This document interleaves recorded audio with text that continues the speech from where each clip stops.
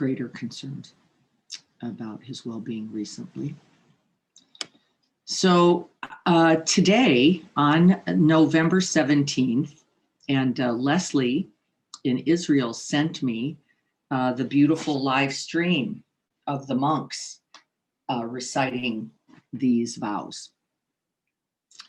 And I thought, what better thing to do on a day than recite some vows?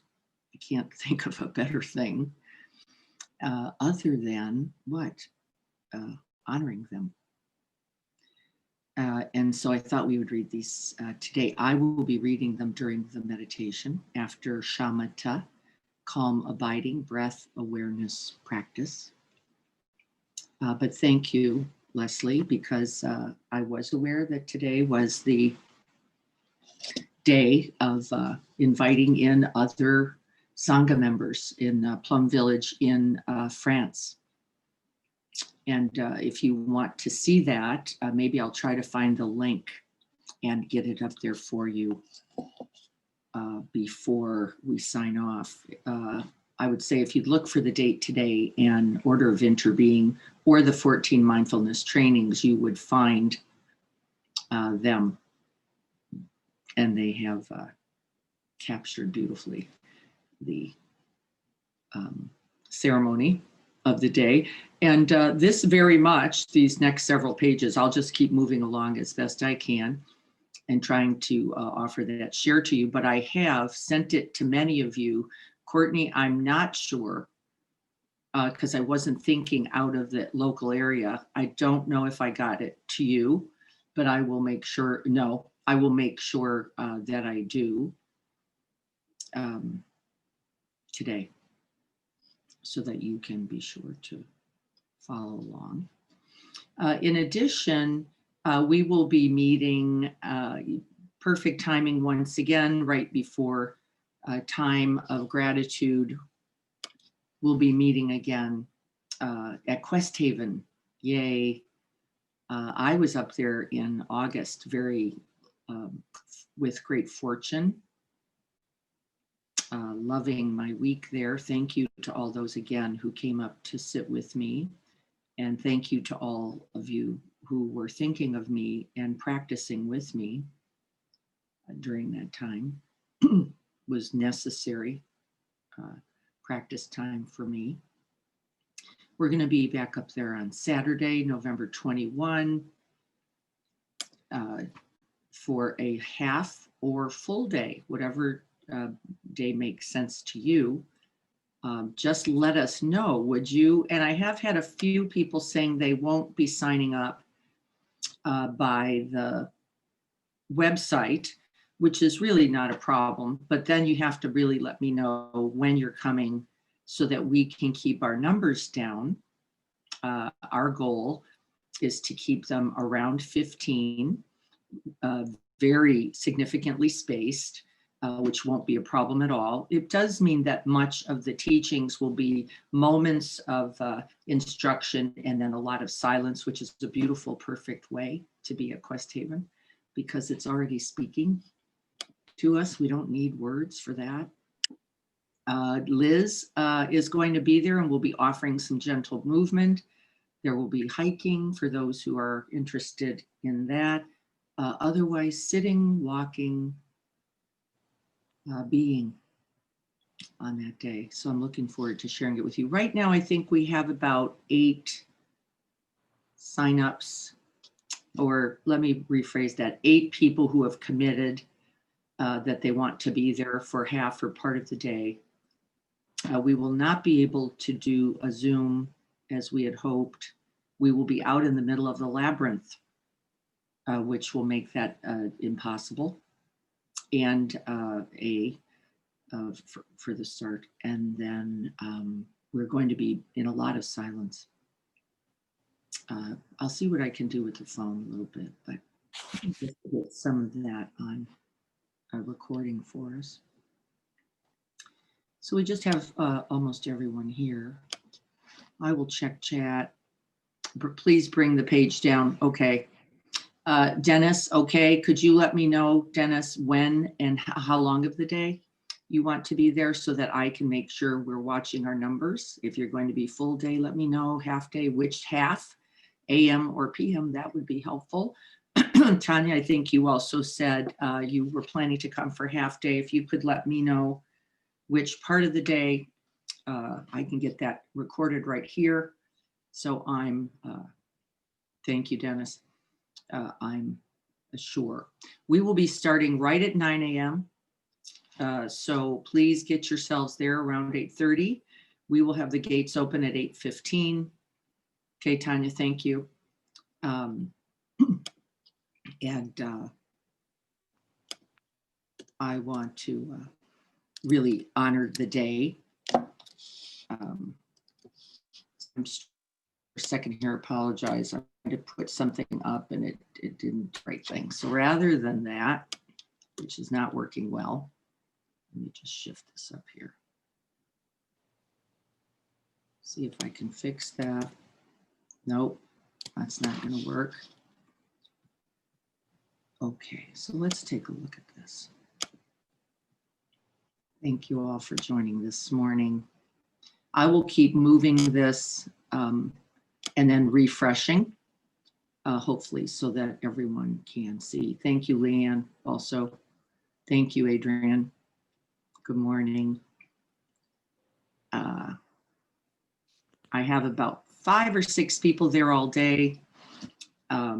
Other people there half day. We have not gotten near the 15 yet, but we are close to, I'd say 8 or 10. And, you know, the numbers are never important because we're practicing all the time. There is no better place to practice, right, than this present moment. It's just that these conducive conditions, we call them, conducive conditions being things that help support us in our practice. It's like a good sitting chair or cushion. It's like a little bit of quiet as we are beginning to practice. It is having not being too cold or too hot. And that allows us then, I think, to set the mind and heart, doesn't it? Within those conditions for stillness and silence. Quest Haven is imbued really dramatically, and I know many of you have been there with that stillness and silence, so it is the most conducive condition. I will not maybe be able to work with a possibly as our numbers get bigger. So those of you who are still thinking I may or may not, I will need you to let me know by Thursday, or I will let you know that it's already full. I don't think we should go past that 15. That was the requested number at Quest Haven. They said, oh, sure, you can go up to 20. But, you know, given the conditions with the COVID now, I think our job is to keep that well within our locus of control. And so I think we're going to stay with the 15 primarily. And I don't think that will be difficult for us.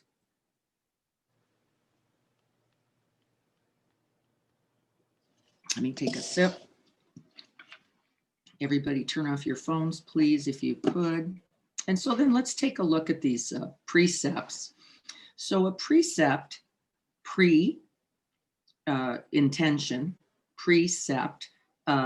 Precepts are things that are within all traditions that I know of. Our marriage vows are types of precepts. It says, these are the aspirations. These are the intentions, and my wholehearted commitment will go to this. I'm going to give everything to this endeavor following these conditions. And so, you know, like in a marital vow, it says, till death do us part. And then we notice, don't we, as I have noticed in over 46 years of a relationship, how many times I fail at that. And that's not actually the point. The point is what? With a precept, we recognize that it is an aspiration, and we simply, as in our mindfulness practice, do what? We recognize that we have moved some distance from our ultimate aspiration, often an ideal, and then we begin again this one breath and this one moment. I love the truth of this because I don't even know how many times I have begun again. You know, thank God there's such a concept as infinity, because I'm certain that's probably close to the number. But that's not the problem. The beauty is I know where I'm going. I have a place to begin again. I have ideals and aspirations to rest back in that are, in fact, what we understand in the trainings, an essential refuge, if you could think of them that way, rather than a demand, rather than a have to, rather than things that I've got to check off a list. These are the refuge of the precepts and the vows. Say, begin here, start again, and know where you are, that this is what you are aspiring to this breath again, no matter what happened the last breath, and who knows what happens in the next, right? Nobody can tell us this. So where can I be? Right here with this ideal, right here with this perfect aspiration. And the aspirations are always perfect. They're always perfect. So we start here and again. And so I'm going to read these to you as we prepare to sit. But I just want you to know, so that we don't get confused about these ideas of vows. Let me say one more thing about it before we begin. This is not a vow to the Buddha. No, this is not a vow to an entity. This is not a vow to a religion. These are not vows to a belief. That would be a strong misunderstanding. Be very careful about this, because it will cause you pause, like, whoops, you know, I don't actually believe. There's nothing to believe. There is only that which is lived, that which is embodied, that which, as you're hearing in this deep listening, as you're hearing these precepts, what resonates and can be held by you. This is the practice. So be watchful. There are many of us, in fact, most of us come from other root traditions. I was not born a Buddhist. I do not define myself in that way, though I use the Buddhist cosmologies, the Buddhist psychology, and other traditions. You've noticed we've had Richard Rohr quotes here. We've had Rabbi Goldstein's quotes here, and many others, because the truth is that to which we are committing. The truth, the Dharma, that's the commitment. And then to what? Being as fully with the truth as we can possibly be, beyond our preference, beyond our beliefs, beyond our self-clinging, beyond our ideas, right? Rumi says, beyond ideas of right and wrong, I will meet you there. Right? No concepts, no ideas. What is most alive, present, and available in this moment? That is the Dharma. And there's infinite words for it. We don't even need that one. Right? And so if any of you have hesitated, like, oop, that's not exactly in my religious tradition. And as the Dalai Lama, Thich Nhat Hanh, all these beautiful teachers have said throughout time, and myself, these teachings can only enhance, they can only inspire, they can only offer direction to whatever your particular root tradition might be. They are in no way designed to replace, they are no way designed to be in conflict. And if they are, I'd love to talk with you, because that's a misunderstanding. That means you're not understanding something. When we use the word Buddha, and I've said it before, but I'll say it again today, because the word is in here, because of Thay's tradition, we really mean what? That which is awakened, that which is most alive, most loving, most present. Where? In you right now. In you. And so the Buddha is you. There's no other moment, no other, right?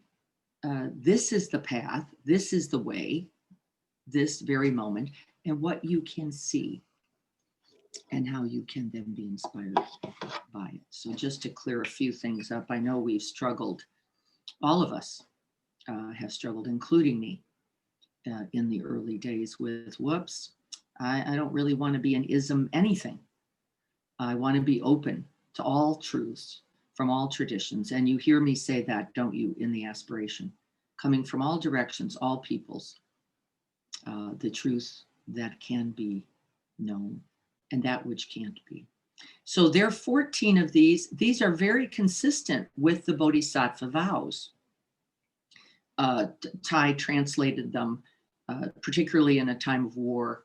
You'll notice as I read it that there's some referencing to that time or that period, and I may or may not include that. Not most important because this is timeless. These are not. So let me begin up here with the first mindfulness trainings. Let's prepare to sit.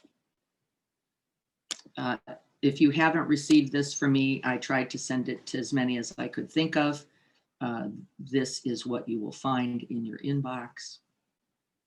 But let's practice with these beautiful teachings today. And so finding upright and dignified posture. Enough support so that you can invite a stillness and an ease in the body.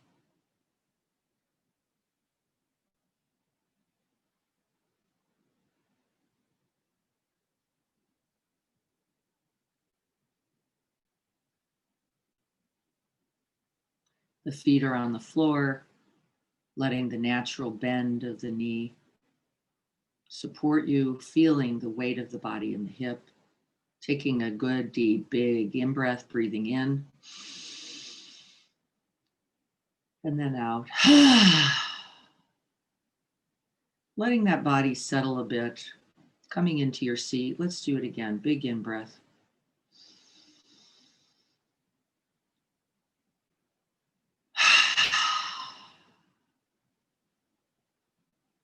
And doing so in your own time. Seeing the way the body by itself naturally joins, comes together.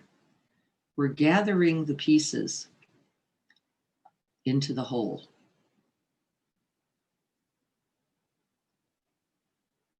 Presence, just feeling the body as a whole, then now sitting here.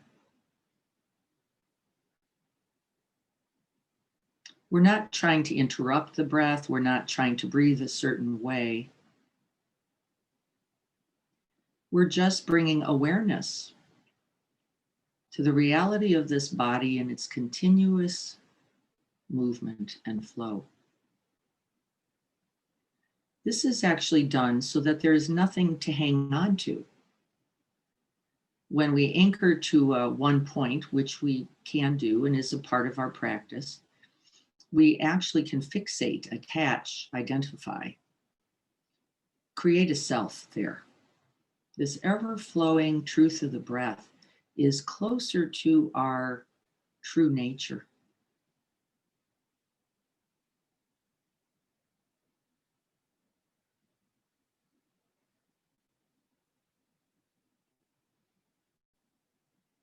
And so that we're not dragged around by the breath, we actually establish a place for knowing the breath. Somebody used to call it a perch, but I think that's dangerous language for the same reason as a spot in the breath, the kind of establishing, right? This knowing is held like a wide lens, the field of awareness expanding to include for now the whole body.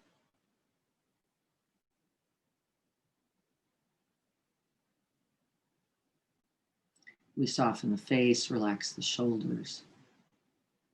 Place the hands with intention.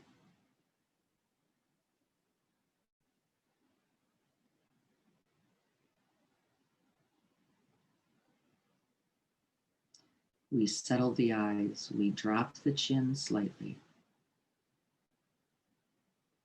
in reverence and honoring.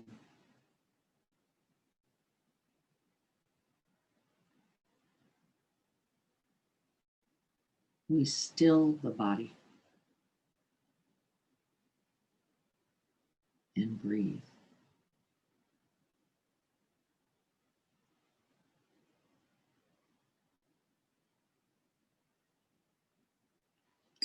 And then we set the aspirations that we be most open-hearted, that we see most clearly, that we open as wide the whole of the body being to the truth, to the Dharma, to the possibilities for awakening, to the beauty, the support, and the necessity of this community, this Sangha. In this we take refuge as we sit. May we practice now for ourselves, for our loved ones, for our Sangha, and all beings everywhere without exception, omitting none, awakening us, freeing us all.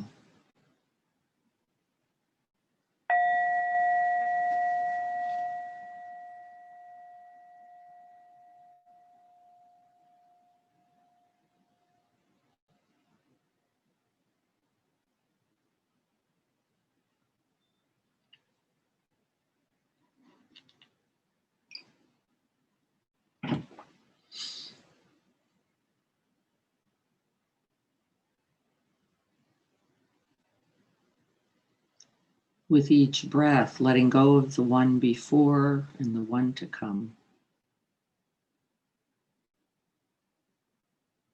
Offering your attention, the whole mind, body, being, to this one present moment.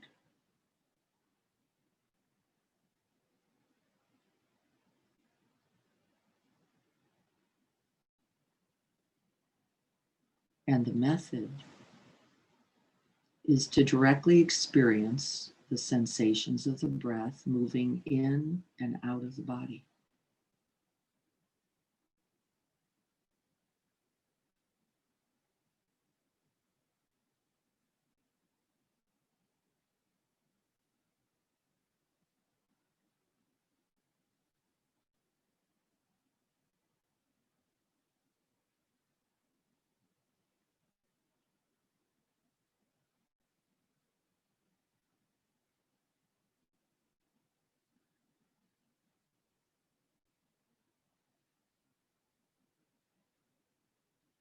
Gathering your attention with each breath.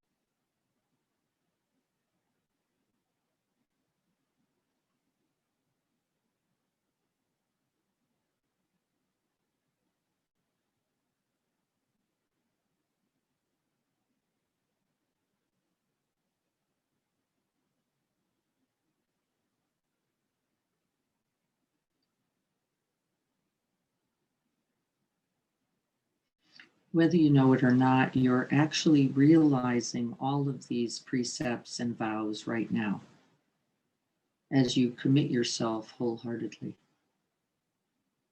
to this present moment. It's like marrying the present moment again and again.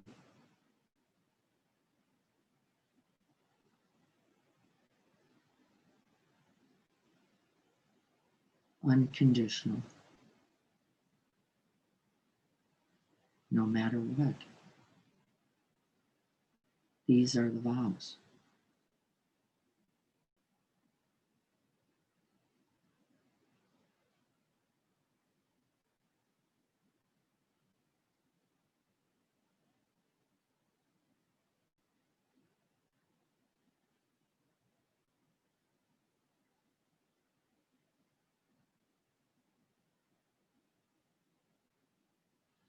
the first mindfulness training, openness.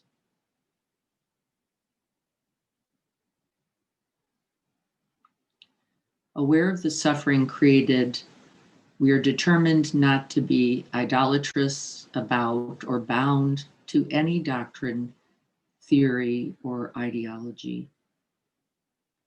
We are committed to seeing the teachings as a guiding means that help us learn to look deeply and develop understanding, wisdom, and compassion. These are not doctrines to fight, kill, or die for. We understand that fanaticism, in its many forms, is the result of perceiving things in a dualistic, a prejudiced, or discriminative way. We will train ourselves to look at everything with openness and the insight of interbeing in order to transform dogmatism and violence in ourselves and the world. We will be open,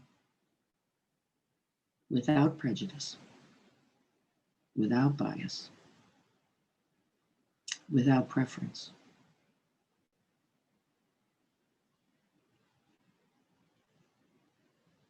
Reflect on this.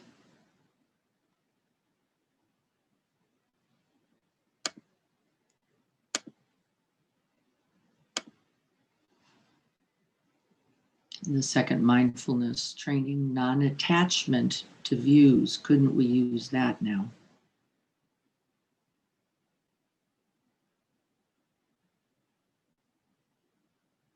Aware of the suffering created by clinging and attachment to views and wrong perceptions. We are determined to avoid being narrow-minded and bound to present, almost always self-clinging views. We are committed to learning and practicing non-attachment to views and being open to others' experiences and insights in order to benefit from a collective wisdom. We are aware that the knowledge we presently possess is not changeless, absolute. Insight is revealed through the practice of compassionate listening, deep looking, and letting go of notions rather than through the accumulation of intellectual knowledge. Truth is found in life, and we will observe life within and around us in every moment, ready to learn throughout our lifetimes.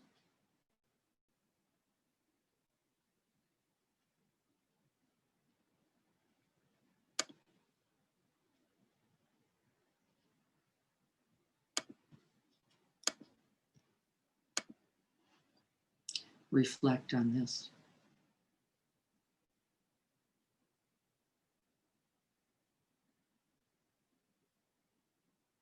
The third mindfulness training is freedom of thought.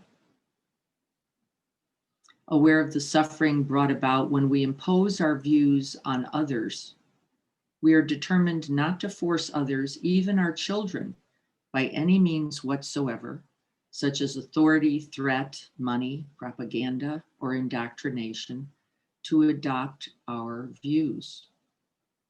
We are committed to respecting the right of others to be different, to choose what to believe and how to decide. We will, however, learn to help others let go of and transform self-clinging and narrowness through loving speech and compassionate dialogue. Freedom of thought. Reflect on this.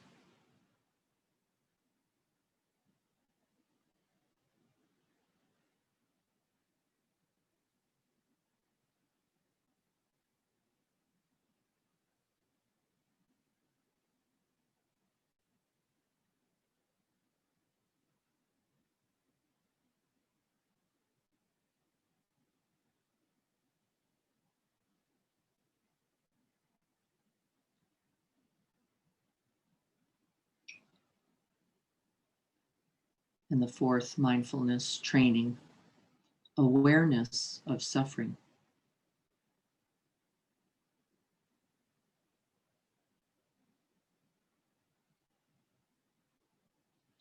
Aware that looking deeply at the nature of suffering can help us develop understanding and compassion.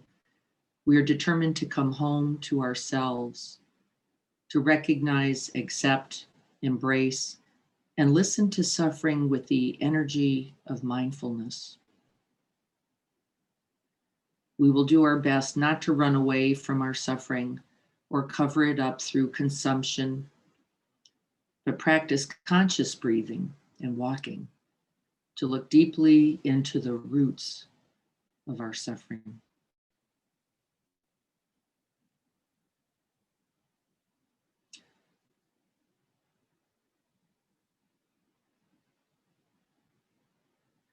We know we can realize the path leading to the transformation of suffering only when we understand deeply the roots of suffering.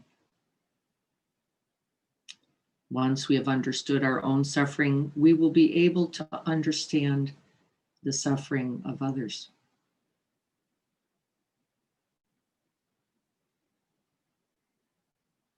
We are committed to finding ways, including personal contact, telephone, electronics, audio visuals, and other means, to be with those who suffer so we can help them transform their suffering into compassion, peace, and joy. The fourth mindfulness training, awareness of suffering.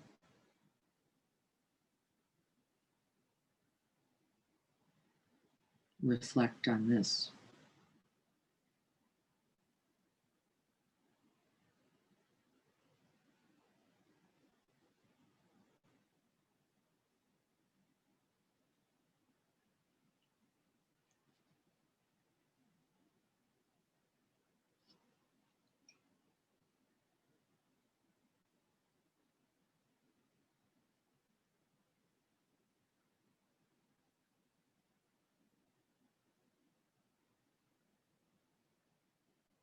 The fifth mindfulness training, compassionate, healthy living.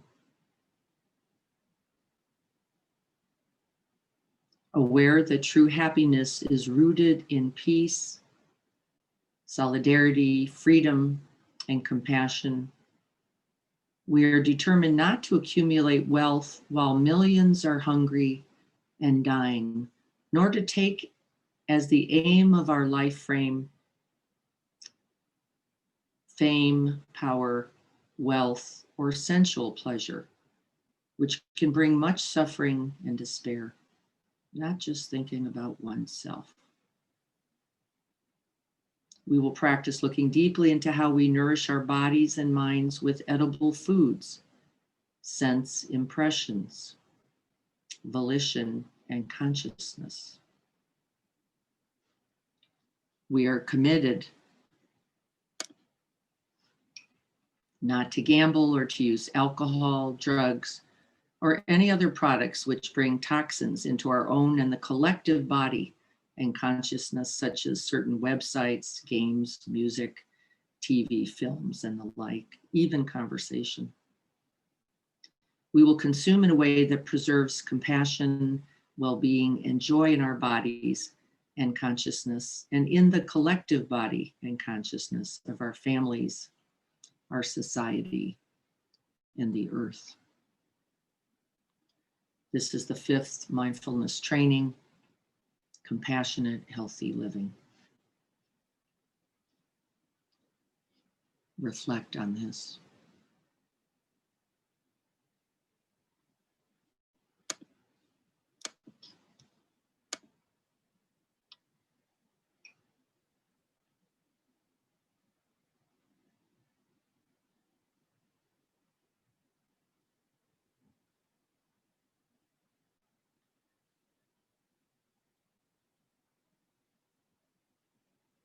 The sixth mindfulness training, taking care of anger. aware that anger blocks communication and creates suffering. We are committed to taking care of the energy of anger when it arises, and to recognizing and transforming the seeds of anger that lie deep in our consciousness. When anger manifests, we are determined not to do or say anything, but to practice mindful breathing or mindful walking, to acknowledge, embrace, and look deeply into our anger.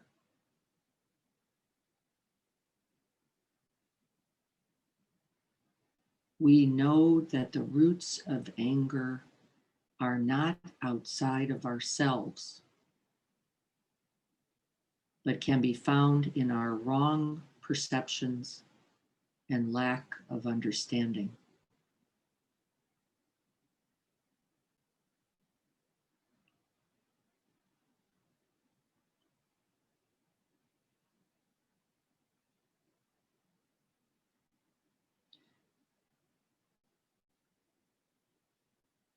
By contemplating impermanence, we will be able to look with the eyes of compassion at ourselves and at those we think are the cause of our anger with compassion, and to recognize the preciousness of these relationships.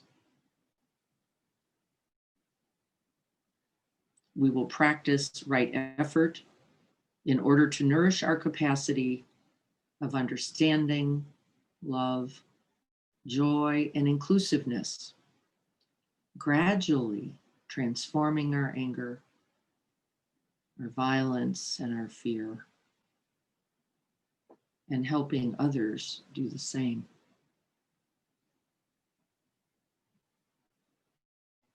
This is the sixth precept, taking care of anger. Reflect on this.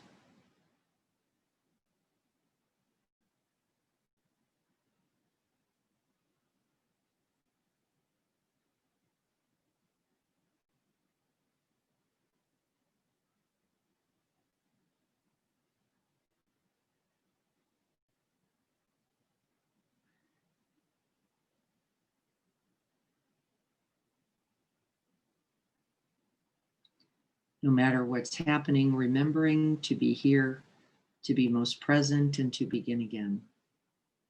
Watching for the mind that takes us into judgments, into condemnation, into self-clinging concepts of failure or success.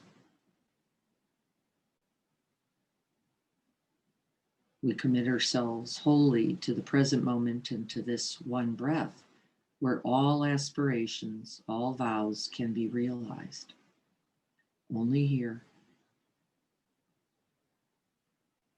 only now.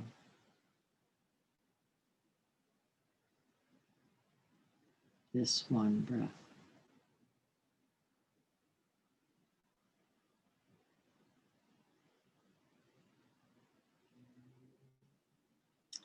The seventh mindfulness training, dwelling happily in the present moment.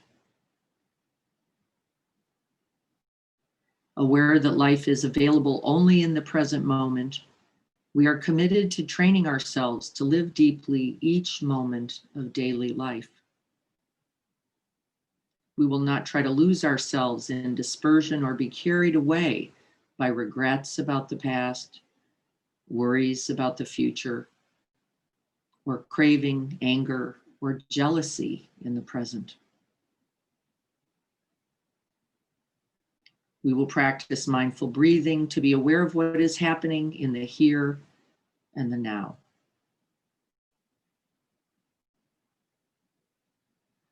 We are determined to learn the art of mindful living by touching the wondrous, refreshing, and healing elements that are inside and around us in all situations, available always and now. In this way, we will be able to cultivate seeds of joy, peace, love, and understanding in ourselves thus facilitating the work of transformation and healing in our consciousness. We are aware that real happiness depends primarily on our mental attitude and not on external conditions, and that we can live happily in the present moment simply by remembering that we already have more than enough conditions. We already have more than enough to be happy.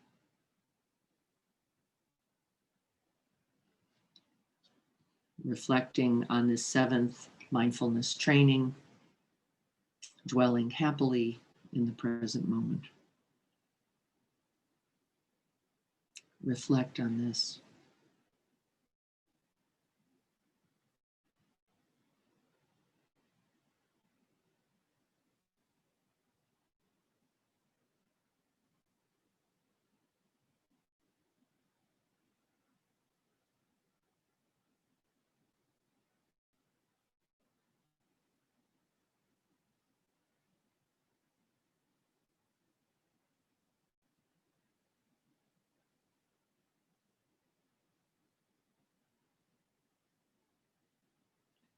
The eighth precept, true community and communication.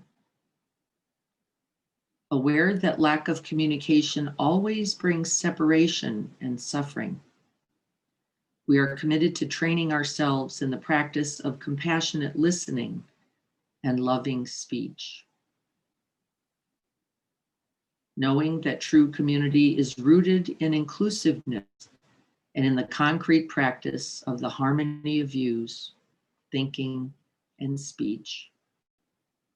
We will practice to share our understanding and experiences with members in our community in order to arrive at collective insight, collective wisdom. We are determined to learn to listen deeply without judging or reacting, and refrain from uttering words that can create discord or cause the community to break. Whenever difficulties arise, we will remain in our Sangha and practice looking deeply into ourselves and others to recognize the causes and conditions, including our own habit energies that have brought about the difficulties. We will take responsibility for all the ways we may have contributed to the conflict and keep communication open. We will not behave as a victim, but be active in finding ways to reconcile and resolve all conflicts, however small. This is the eighth mindfulness training, true community and communication, and of course includes all relationships. Reflect on this.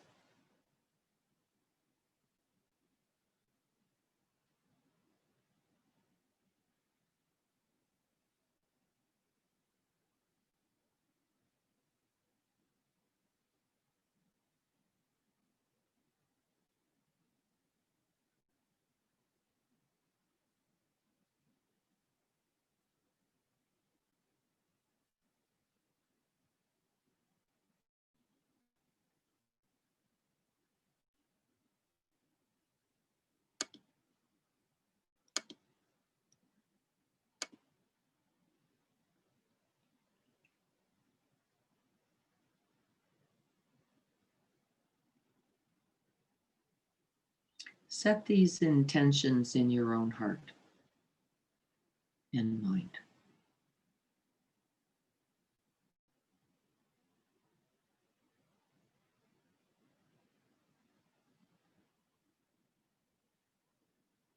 The ninth precept, truthful and loving speech. Aware that words can create happiness or suffering, we are committed to learning to speak truthfully, lovingly, and constructively. We will use only words that inspire joy, confidence, and hope, as well as promote reconciliation and peace in ourselves and among other people.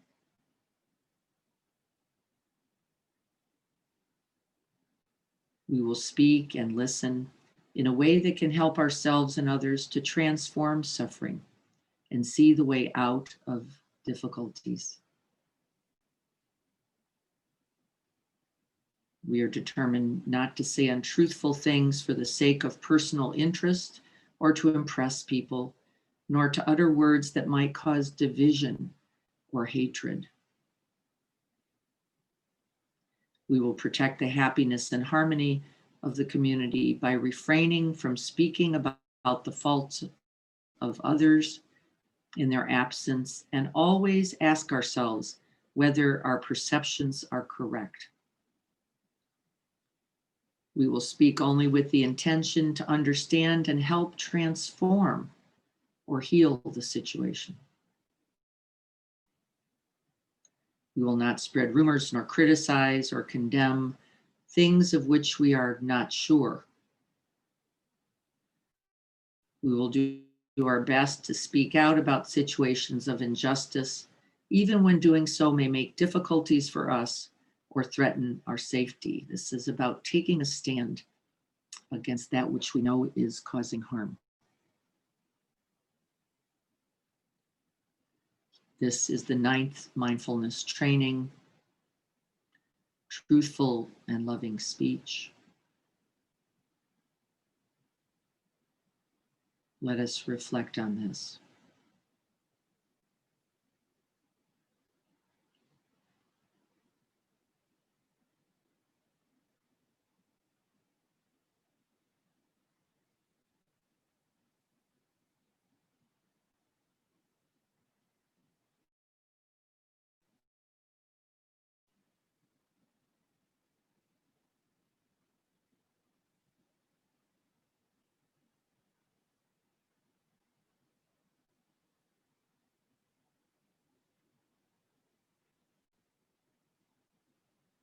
Let the words that resonate penetrate deep within.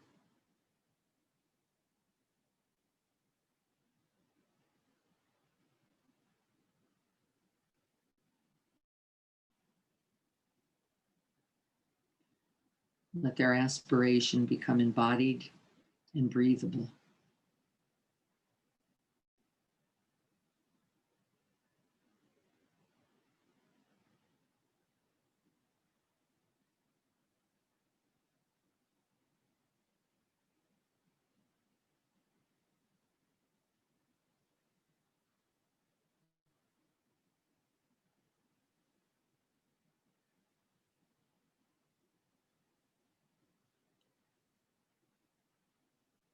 The 10th precept, protecting and nourishing the community, the Sangha, relationships, family, community, country,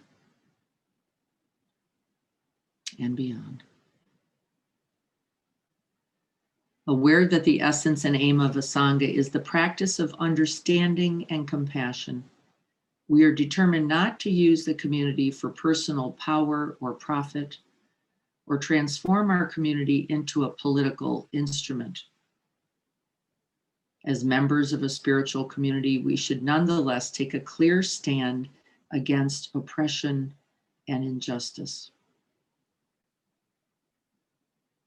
We should strive to change the situation without taking sides in a conflict.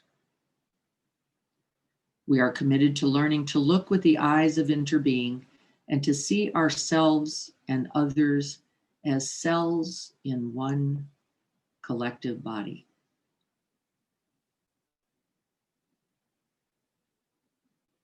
As a true cell in the Sangha body, generating mindfulness, concentration, and insight to nourish ourselves and the whole community, each of us is at the same time a cell in the Buddha body, the body of enlightened wisdom.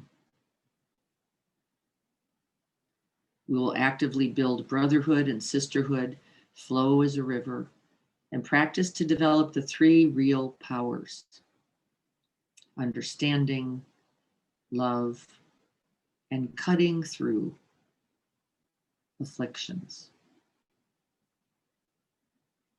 to realize our collective awakening. The 10th mindfulness training, protecting and nourishing community relationships close to home and around the world. Let's take a moment and reflect on this.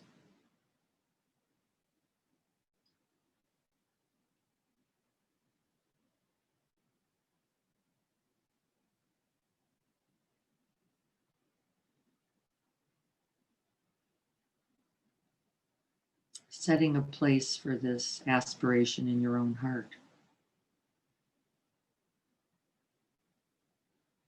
All relationships precious.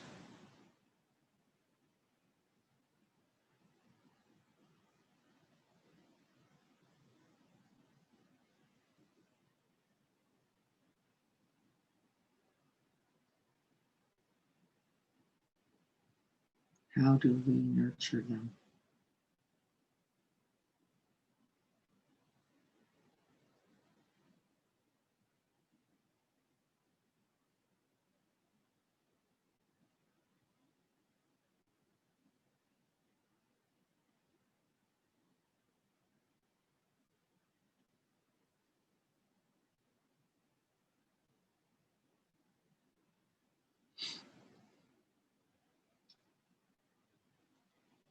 The 11th mindfulness training, right livelihood, also one of the Noble Eightfold Path. Aware that great violence and injustice have been done to our environment and society, we are committed not to live with a vocation that is harmful to humans and nature. We will do our best to select a livelihood that contributes to the well-being of all species on Earth and helps realize our ideal of understanding and compassion. Aware of economic, political, and social realities around the world, as well as our interrelationship with the ecosystem, we are determined to behave responsibly as consumers and as citizens. We will not invest in or purchase from companies that contribute to the depletion of natural resources, harm the earth, or deprive others of their chance to live. This is the 11th precept, right livelihood.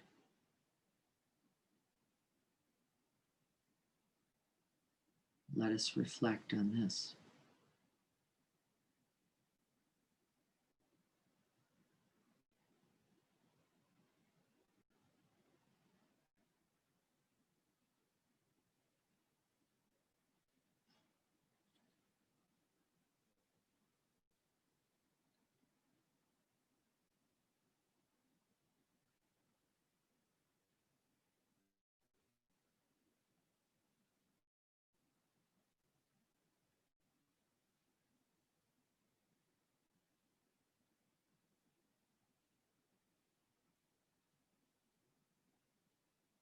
And the 12th precept, reverence for life. Reverence for life.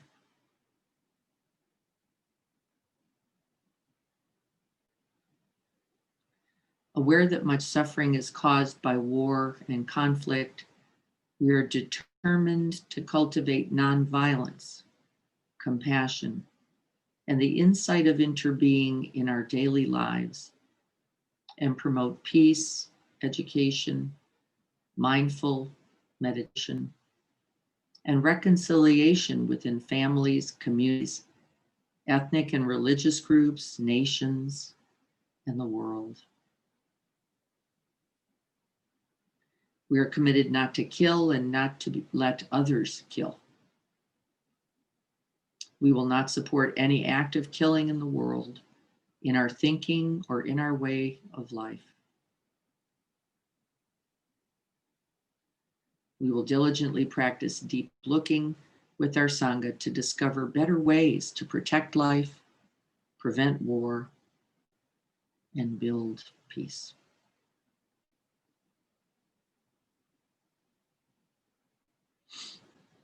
The 12th mindfulness training, reverence for life.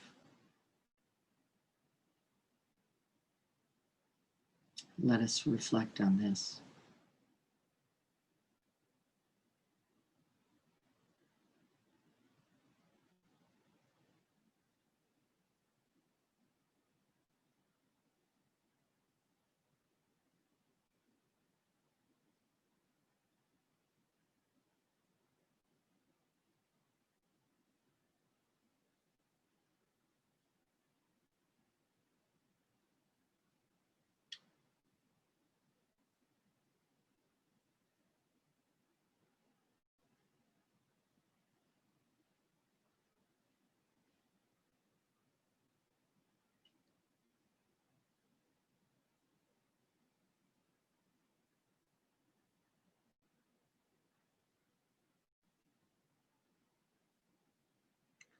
The 13th precept, generosity.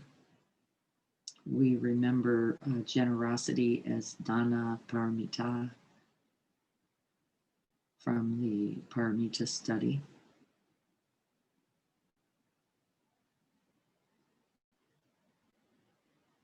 Giving, free giving.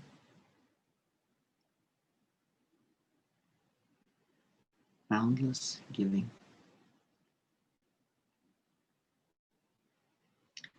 Aware of the suffering caused by exploitation, social injustice, stealing, and oppression, we are committed to cultivating generosity in our way of thinking, speaking, and acting.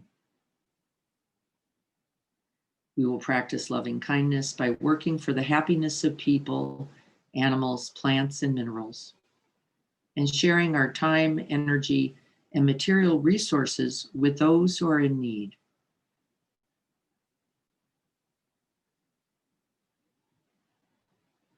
We are determined not to steal and not to possess anything that should belong to others, rightfully belongs to others. We will respect the property of others. We will try to prevent others from profiting from human suffering or the suffering of other beings. This is the 13th mindfulness training, generosity.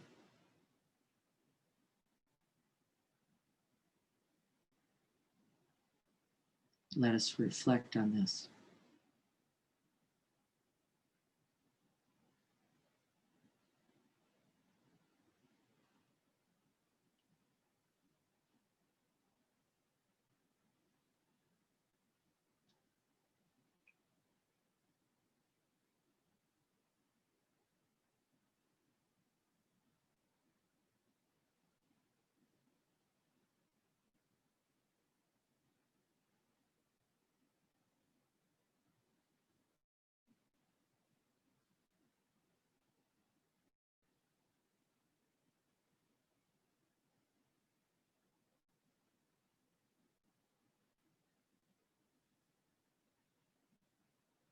And the 14th mindfulness training is an adaptation of the monastic vow. Will not necessarily apply to all of us who are in monogamous relationships, committed relationships completely, but also in other ways. So let's see what applies. This is the precept of true love.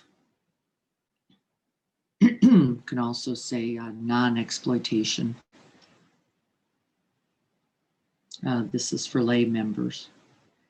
Aware that sexual desire is not love and that sexual relations motivated by craving cannot dissipate the feelings of loneliness, but will only create more suffering, frustration, and isolation. We are determined not to engage in sexual relationships without mutual understanding, love, and a deep long-term commitment made known to our family and friends. We know this does not apply, but I like the mutual understanding, love, and commitment. Seeing that body and mind are not separate from each other, we are committed to learning appropriate ways to take care of our sexual energy and to cultivate loving kindness, compassion, joy, and inclusivity for our own happiness and the happiness of others. We must be aware of future suffering that may be caused by sexual relations. We know that to preserve the happiness of ourselves and others, we must respect the rights and commitments of ourselves and others. We will do everything in our power to protect children from sexual abuse and to protect couples and families from being broken by sexual misconduct. We will treat our bodies with compassion and respect. We are determined to look deeply into the four nutriments and learn ways to preserve and channel our vital energies, sexual, breath, spirit, for the realization of our bodhisattva ideal. We will be fully aware of the responsibility of bringing new lives into the world and will regularly meditate upon their future environment.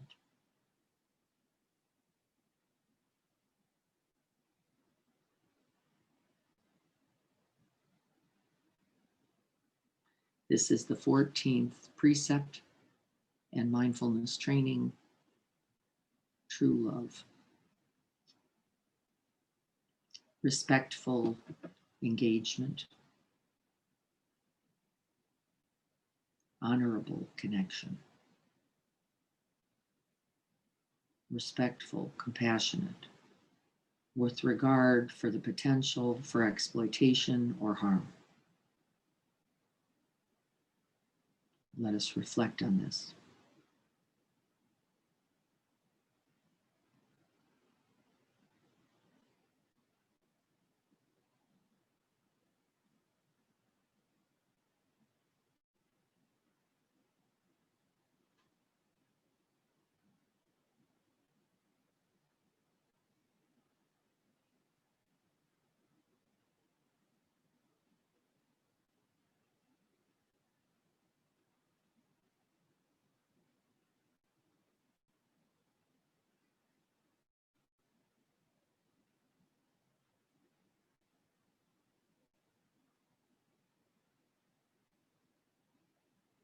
And then reflecting for a moment on the precepts we have taken by our thoughts, words, and deeds.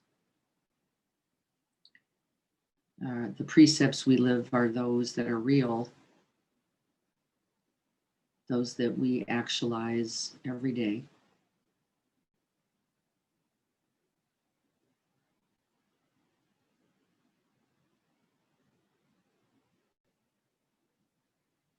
And those that we practice and continue day by day.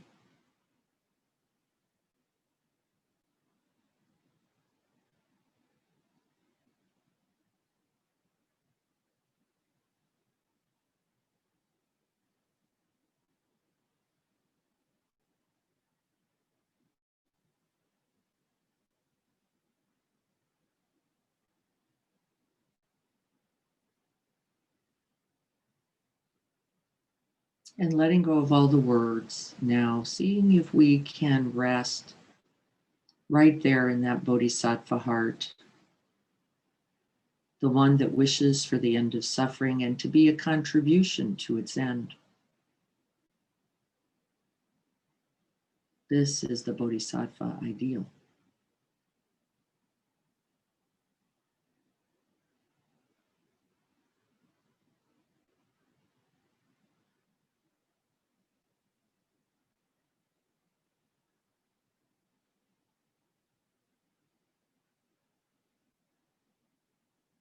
May the bodhisattva heart mind be awakened.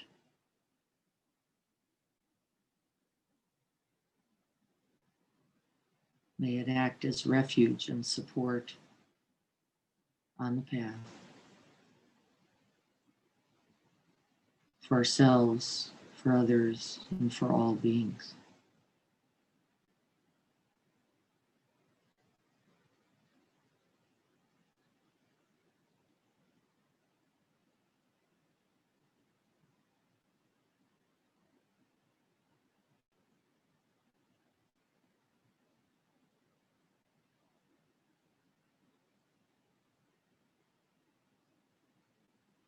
May our mindfulness practice contribute to the realization of this refuge, of this true happiness. May we be an ever radiant light, shining these values, these aspirations forth, with the commitment to begin again.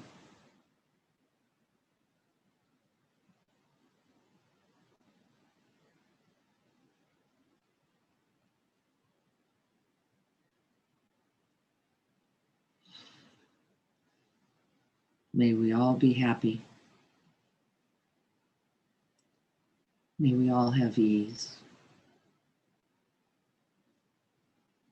May we all be free from mental and physical afflictions.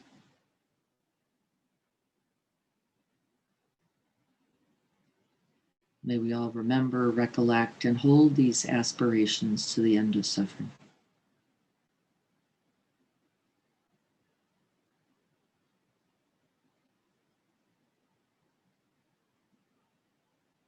And may this practice contribute.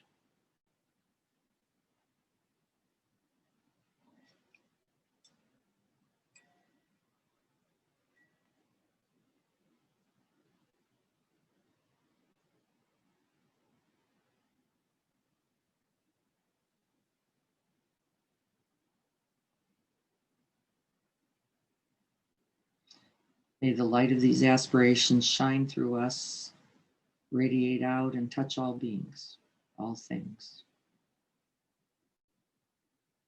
so that the world may be healed,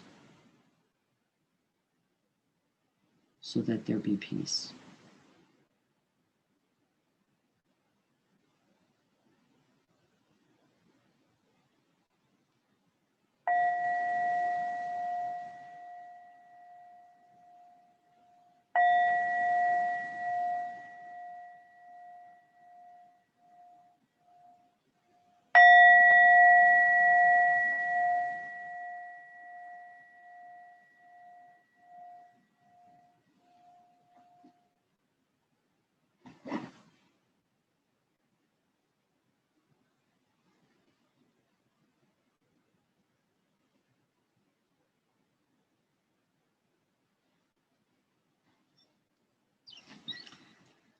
So just taking a moment and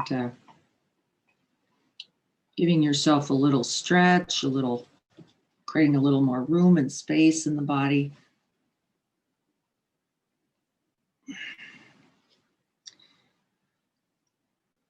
I have not read these in a long, long time, and I will say I have not read them enough. I have not read them enough. So thank you once again to Leslie, who tickled that possibility for remembering them and reciting them today on this very special day where the Order of Interbeing is reciting them across the world as well.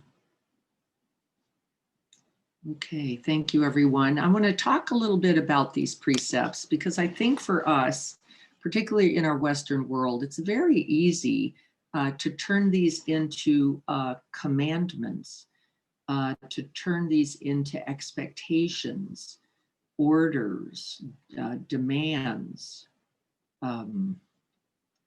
when really they are there as the guiding principles, the guiding light, the refuge, a place to always come back to and begin again, to recommit oneself again and again and again. And I think that's a difficult concept for a consumer society, one that goes, I want it now.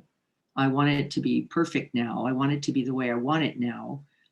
It's got to go my way so that I look good, that I've realized it already, when in fact, this is a continual development.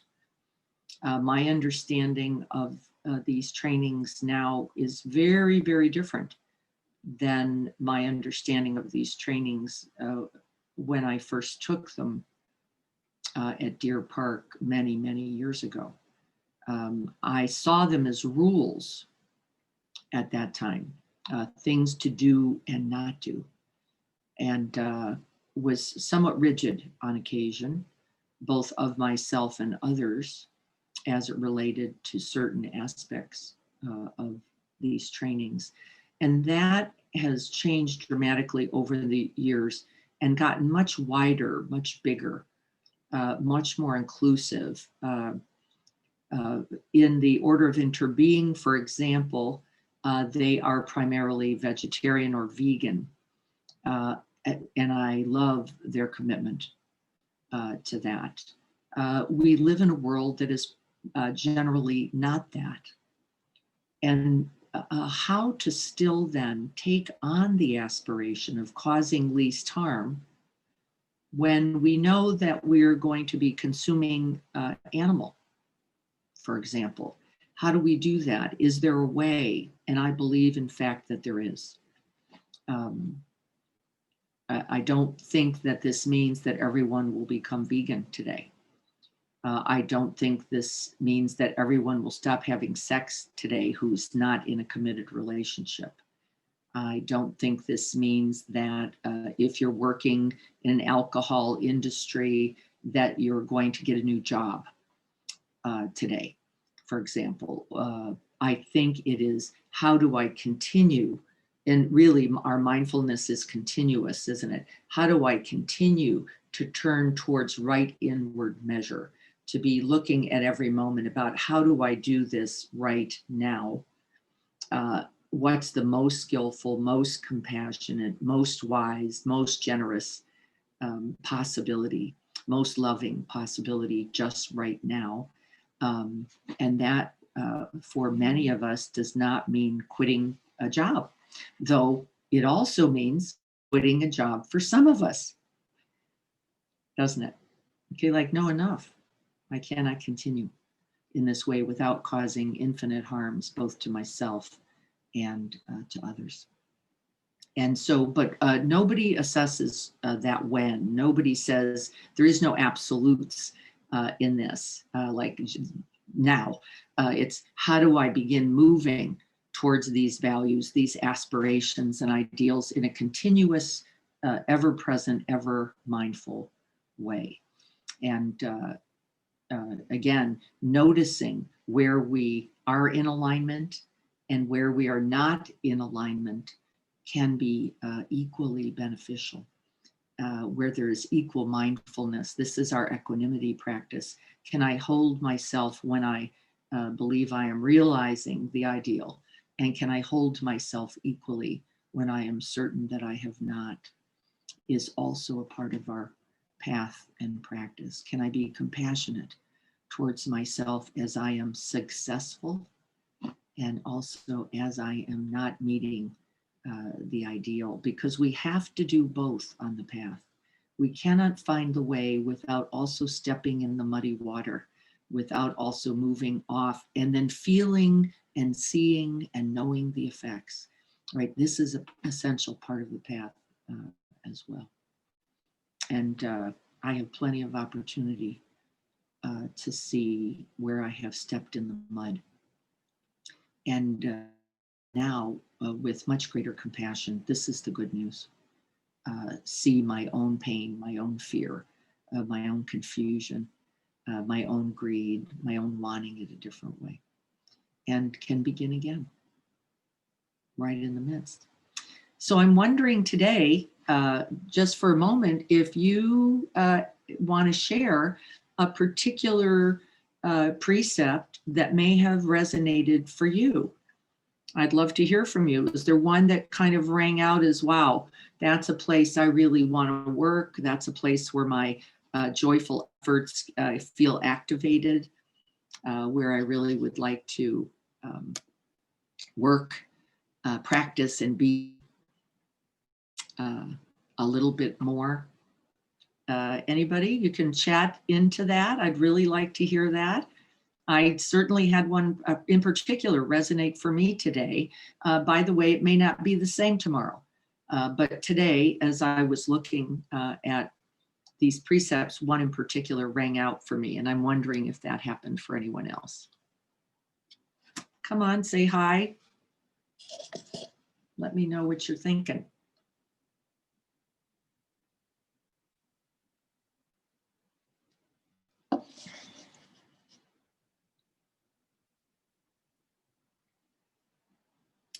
Anybody?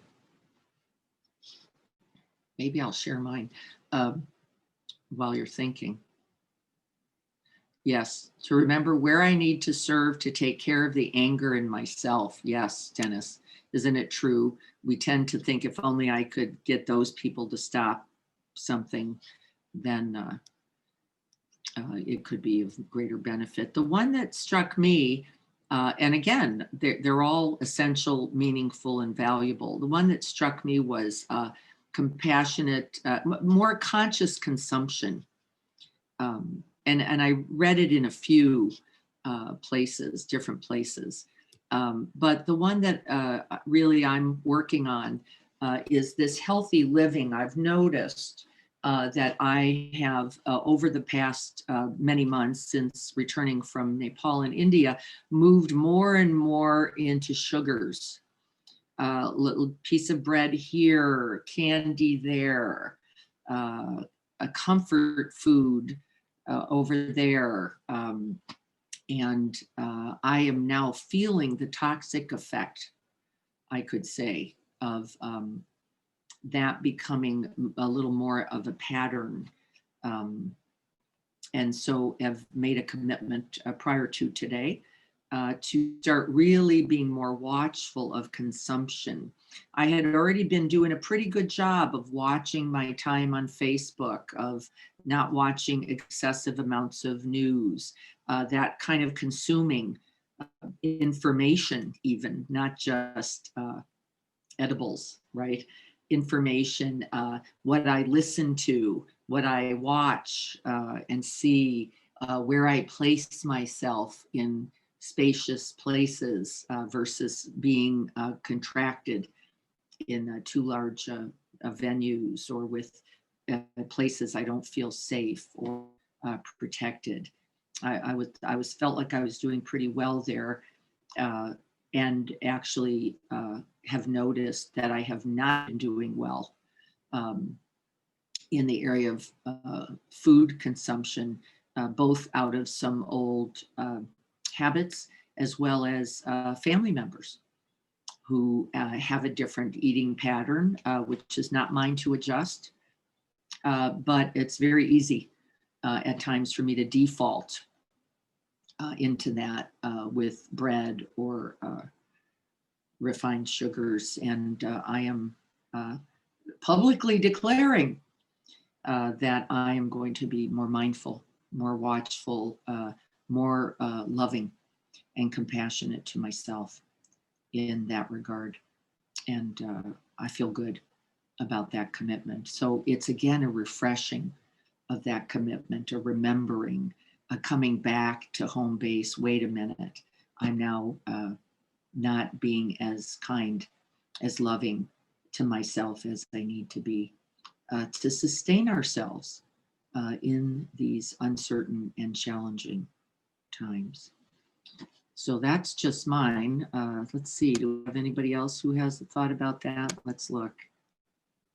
All of them, yes. Tanya, that's for sure. All of them at every moment. Yes.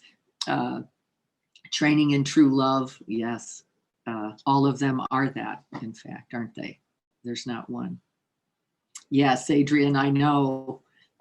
Food consuming, carb consuming. Adrian and I have worked together a lot on really very successfully eliminating that from our diets. And during the COVID and stressful times, I think it's easy to climb back into old habits and comfort seeking. So that's something for us to continue to watch. Understanding of other struggles and being compassionate. Yeah, using loving speech. I've got to say the same for me there as well. Recognizing the reactivity of others and really cultivating compassion in the face of that struggle. Very, very important work, Courtney. Thank you. On time for what, Dennis? I'm not sure what you mean there. Can you come online or write a little more about that?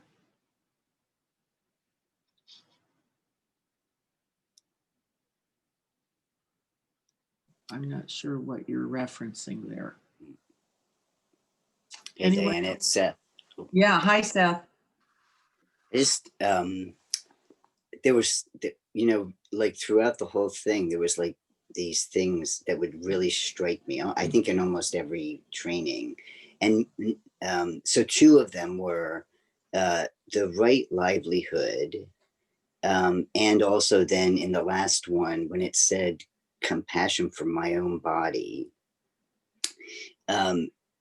because it wasn't like, they didn't show up like rules. It mostly struck me because it's like not the way that I think, like to have compassion for my own body with regard to sexual feelings and stuff like that. I mean, I have to say that's never occurred to me, Yeah. Yes.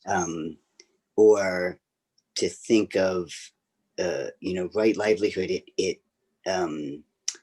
It didn't show up like things not to do. It showed up like, oh, something that could give meaning to what I'm doing, Yes. And I felt like in almost every single one of the trainings, there was some line like that was more of a calling forth than a restriction. Lovely. That's wonderful, Seth. That's exactly its inspiration. It's to inspire us, really, isn't it? To how then to live more closer to our own sense of right living, whether it's right consumption, right livelihood, right effort, right sexuality, right speech, right? We're reflecting on all of these, right relationship. And, we understand the word right, I hope, for all of us, as not being as opposed to wrong, but in accord with our greatest truth. In accord with our greatest truth. Then often the word right there is then other words like wise, loving, compassionate are included in those messages. And so, yes, this is the reality of our everyday lives, even right mindfulness, right attention, right anger. How do we use the energies, not only of sexuality, not only of consumption, but even our angry energy? How do we use this in a way that can be most skillful, in a way that can propagate something of benefit and towards the good? And I love that because I do happen to know that is a possibility, even where we have too often experienced or taken our sexuality or our anger or our consumption as being something bad. How do we recognize its energies? How do we hold that mindfully? How do we have regard, respect for the reality of it? How do we then bring non-judgment, curiosity, and even an appreciation for the energy? I've really been recently looking at anger and really seeing the necessity of it in that energy, and not the hostility of it, but the energy of it towards taking stands, and to do so in the most loving, most compassionate, kindest way possible, but not disavowing the energy, not saying it can't be there, it's the wrong thing. And I think this is exactly the point. of these trainings. So I'm glad that was your experience, because that's really, I think, what Ty's genuine desire was. How do we use everything? How do we make contact with these things? How do we reflect on them? And then how do we realize them moment by moment, right? Moment by moment. There was a time where I was a vegetarian. There's been a time when I wasn't. There's been, right, really with right consideration. And that's why I want us to be careful that we don't get into this or that, this rule establishing. I think we can get in trouble there. And then beyond that, we can then what? Project that demand onto others in a way that causes a problem, so that now that we're vegetarian, we've all kinds of feelings, all kinds of judgments, all kinds of condemnation for people who aren't. This is not skillful. This is not right action. We have to reflect on this. It doesn't mean we don't keep working towards permaculture. It doesn't mean we don't keep working towards helping people garden and eating more foods from the earth. In fact, all the more, I would say that we do. I think we have to also be careful. Let's not establish these as solid, fixed things. And Seth, thank you, because that's exactly the intention. It is not to say just like this in absolute form. We can't, because we don't know the present moment. And we don't know the future, do we? We don't know how, if all of a sudden we go back into serious lockdown and their foods that I think are good for me are not as available. Might I start eating bread? Yes, I might. Is that the reality and condition of today? No, it is not. But does bread is there something inherently evil in bread? No. It is the relationship we hold to it. Is there something inherently wrong in sexuality? Well, of course not. Is there something inherently wrong in anger? Well, no, of course not. A part of the human experience. It's the relationship that and often what this self-clean grab of it's got to be like this, and so I've got to be like this, and then we further that identification and self-clinging mechanism with, and you be like that too. And unfortunately, we cause harm there. Good. Yes. So we're already to get on.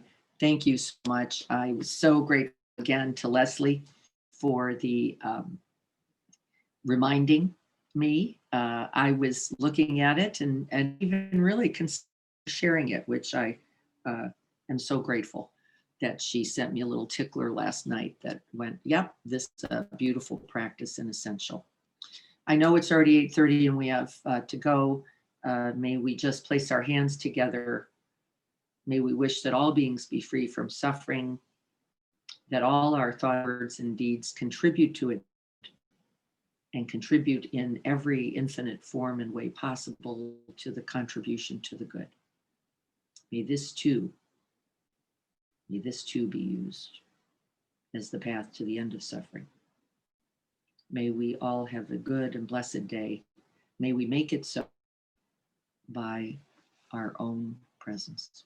Thank you so much for being here with me today. I look forward to seeing you all Thursday. We'll be on, I believe, at 7. I'll see you at 7:30. Oh, I will not see you, 7:30 on Saturday. There will be someone here, though. We will be practicing as a Sangha because I will be heading out to Quest Haven. Please sign up if you haven't already so I know whether you're coming. I wish I could have Zoomed this, not this time, but we will do it again soon. Everyone be well. Blessings to you. Thank you for being here. Take care, everyone.